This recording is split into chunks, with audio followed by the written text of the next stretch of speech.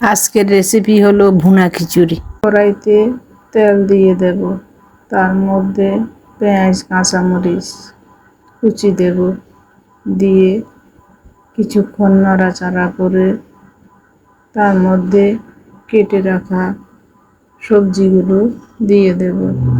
সবজিগুলো দিয়ে নেড়ে চেড়ে তার মধ্যে পরিমাণ মতো লবণ, হলুদ গুঁড়ো, মরিচ গুঁড়ো, জিরা ধনিয়ার গুঁড়ো দিয়ে নাড়াচাড়া করে তার মধ্যে ঢাকনাটা দিয়ে দেব।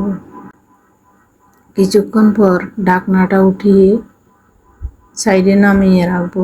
অন্য একটা কড়াইতে গরম মশলা দিয়ে তার মধ্যে পেঁয়াজ কুচি, কাঁচামরিচ কুচিগুলো দিয়ে কিছুক্ষণ নাড়াচাড়া করব।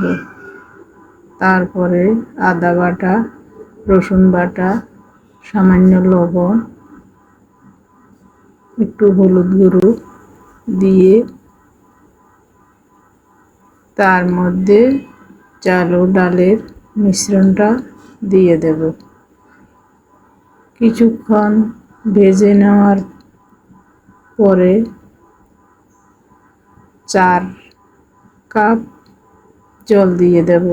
জল দিয়ে একটু নেড়ে চেড়ে আবার ঢাকনা দিয়ে দেব। তার মধ্যে সবজিটা দিয়ে দেব। সবজিটা দিয়ে নেড়ে চেড়ে আবার ঢাকনাটা দিয়ে দেব।